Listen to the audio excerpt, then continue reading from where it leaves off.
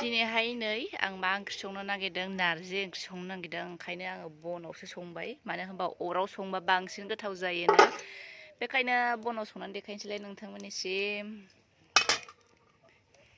So welcome back to my channel नोंथांमोनखौ आंनि गोदान video बयखौ बरायनाय जासिबाय दिनैनि ब्लग बा भिडिअखौ नोंथांमोना नायलांदो आरो अनसायदो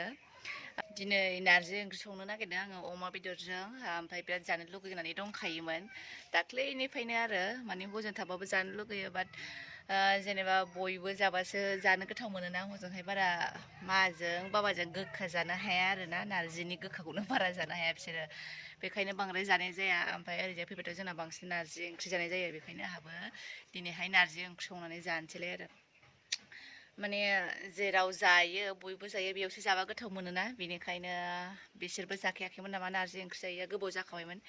बेखायनो दिनै जानोसै होननानै आइखौहाय आङो नारजिखौहाय सोमनो थिनदोंमोन नालाय ओमफ्राय बेखौनो आङो दा संनोसै अरावहाय आं संसै आरो आंजों माबायदि जायो थ' नोंथांमोननिसिम शेयार खालामनो बे दिनैनि भिडिअखौ लाबोलायबाय आङो दिनै बिराद ओरैबायदि गरम फुंनिफ्रायनो दा नै आं जेबो गानाखै बिदिनो माने गरमजोंनो जेबो गाननो देलायनोनो गोसोआनो जाया ओमफ्राय दा संनायावथ' बांसिन गरम जाखागोन अराव बेखायनो संग्रोनानै लानोसै आरो ओमफ्राय नोंथांमोनाबो नायलांबाय थाबानो जाबाय दासान्दि जिउ गोमानाय बेबो बर' लाइमोनफोरनि बांसिन जिउ गोमानायखौ जोङो नुनो मोनो दासो नै दिनै जास्ट आं दासो मबाइल अपेन खालामदोंमोन बेयावनो निउसाव नुबाय आङो मा बुंनो बिनि सायावहाय आरोना जायखिया जोङो सांग्राङै थानाया गावखौनो गाव सांग्राङै लाखिनाया जोंनि खामानि बेखायनो जेरावखि थाङा जेरावखि थाया लोगोबाबो बा बबावबा बेरायबाबो जोङो मोजाङै थानांगौ गावखौ गाव बांसिन नायग्रोनांगौ आरोना बेनो ओरैबायदि बोरैबा मोनो आरोना जोंनि बर'आनो बांसिन थैनाय दाख्लैबो जेनेबा गुवाहाटियाव सेंग्रासा मावहैनाया जिउ गोमानानै लाबाय आरो नै दिनैबो आङो दासो जास्ट नायदोंमोन आरोना ओमफ्रायहाय बेयाव नुनो मोनबाय CITआव फरायग्रा उन्दै आरो थ' बोरैबा मोनो बेबायदि बर' जोंनि मानसिखौहाय थैनायखौ आरो माथो होनबावनो जेनेबा आंबोथ' जेबो खालामनो हाया बाट जोंनि बर'खौ बांसिन दासान्दि थैनायखौनो नुनाय मोननाय जायो आरो दाख्लै गुबुन जाथियाबो आयौ नुदोंना मानसियानो गावनि लोगोनि बेदरखौ जानाय हाग्रा बारियाव लांनाय थगायनानै नायदों माबायदि थायो मानसिफ्रा लोगोआनो माबायदि एसे एनै दाय जानायावनो माबायदि थगायनानै रिभेन्स लानो थाखाय बेबायदि हागोन ना सोरबा मानसि बेदरखौ जानो बेबो गावनि लोगोनि बेदरखौ आयौ बेथ' मानसि नङा बिसोरो जुनादसो जुनादनिफ्रायबो बांसिन जुनाद मानसि आरो बिसोरनि साननाय हनाय आयौ आङो मोनायावसो नुबावदों बे निउसखौ आरोना मानसियानो गावनि लोगोनि बेदरखौ जानाय बुथारनानै बोरैबा उन्दुनो हालायलायाखै आङो आरो आं माथो बुंबावनो जायखिजाया नुनानै नोंथांमोननिसिम शेयार खालामबाय आरो बेबायदि रावबो मानसिया बिदि हाया बे जुनारसो आरो मानसिया जुनारनि बांसिन जुनार आखु बिनिया ओमफ्राय मालायखौल' आरो माथो रायलायबाय थानो आङो ओंख्रि संनायाव फकास खालामसै आरो जास्ट आङो निउस नुनायावहाय नुनायखाय बे खोथाखौ बुंनाय जाबाय आरो माबाफोर गोरोन्थि जादोंमोन नोंथांमोना निमाहा खालाम आङो थाव लायनि थाव गैया दखानाव न'नि दखान दंखायो नालाय बेयाव दखानाव थाव लायनि जोंनि दखानखौ देखायगोन आङो मा मा दङ ओरैबायदि गिदिर गिदिर बुस्थु दङ ना नङा जेबो गैया जास्ट एफा एनै सोलिनो थाखाय माखासे फिसा फिसा बुस्थु लानाय जायो ओमफ्राय बेखौनो माबानाय जायो आरो फाननाय जायो ओमफ्राय बांसिन न'आवनो इउज खालामनाय जाबावोसो लाबा मा बेखौ मोनथिनाय नंबावा बिसोरो ओरैबायदि सान्दुं गोसायावनो दहाय सायख्लुमसोमोन ओमफ्राय आंना नारजिया नै गोदौखाबाय खारै होबाय दा रुइनांसिगौल' एसे मोजां गोदौथोंसै रुइथोंसै आरोना दिनै रुइना रुइजाया नायनोसै बिराद गोबाव जाबायमोन आङो नारजि ओंख्रि सङैया बाट मालायनि संनायखौ जागासिनो दंमोन आरो ओमफ्राय नै ओरैजाय नारजि ओंख्रि जाग्राफ्रा आयु नारजि ओंख्रि जाग्राफ्रा आयु जायो जायानो नोंलाय जाना जाया जुगामे जायो ओमफ्राय दाख्लै ना मोननाया नै ना देखायनाया ना फोराननाया दा रानबाय बाट मानो होनबा गोसोम जादों बियो उखुन्दैयाव फोरानदोंना दाख्लै अखा हाबाय थानाय उफाय गैया बना माबा माजों फोराना नों गुन्द्रा बन गुन्द्रा ओमफ्राय एसे सान्दुंआव होबाय दा एसे स्लाइट गोसोम जाबाय आरो केमेरायाव बांसिन गोसोम नुदों बिराद रद' रद' नाफामा नों हरनाया दाबो दंबावोसो ओइ गस्लाबो गाना माबो गाना मालाया फिसाजो फैबा सङै खावै जाहैयो नों आंनो संनानै खावनानै जाहो आंसो संनानै जाहोनांगौ गोबाव जाबायना फिसाफोरनि संनाय मोनजाया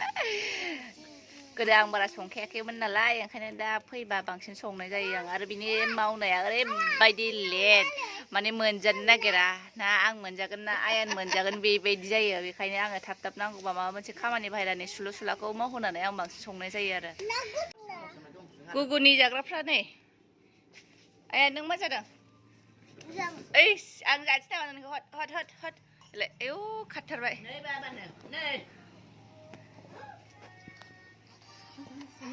ओरैबायदि बरिया नै रुइबायना माखा माखा जाबाय आं थानोसो हाखाला जानो लुगैनायानो ओमफ्राय बेदरखौ आङो सिङाव एवबाय गेसाव देखायबाय थायासै नैबेलाय दे होदो एसे बिदै दोनदों आरो बेदरखौ आं रानहोनानै बिदै दोनबावदों मानो होनबा बेयाव दै होबावगोन ना दै होबा दैल'ल' जागोन दोननो बेदरा होबाय जोंना जाबाय जाबाबो सिखारनो रोंलायलाय जासिगोन नामा आं संनाया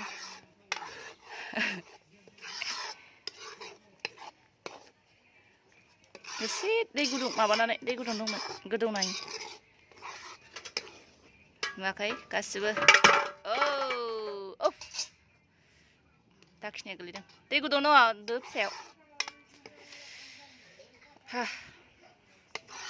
ओरैबायदि खस्थ' सान्दुङाव संदोंना बेबायदि संफेराखैमोन दहाय माने ओरैबायदि सायख्लुमसोमोन ओमफ्राय टाइमा थाङै सान्दुङानो अभार जाहैबाय थेवबो उफाय गैया बेयावनो जाननाय अरावहाय ओमफ्रायहाय मोनजासेथ' संखानांगोन ना आयं मोननाय बिसोरबो थानोनो ओमफ्राय मोनबायानो बेदरखौ होखाबाय नालाय एसे गोदौथोंसै दै एसे होनो दै गुदुंखौ बा मा नांदों नों जेबो नाङाखैथ' ओमफ्राय मोनबायानो जि गोथाव नुखाबाय गोथावआनो जाखाबाय ओमफ्राय नारजियाबो रुइजोबदों बिराद मोजां दा बेदर होबाय नालाय दा जानोसै एफा नोंसोर जाना जाया नारजि जायो आयं जायो लोगो मोननानै रायज्लायनो रोंसिनथारबाय बेयो लोगो मोनबा बिदिबा रोङोना बेखायनो औ दे जायो सना दे आंथ' अबस्था गैला दे आंना नारजिया मोनबायलै माने आङो बेयाव लाबोफिनबाय गेसाव बिराद सान्दुंआनो थानो हाया अयथासार नायलाय गोलोमदै गजोब्बाय आङो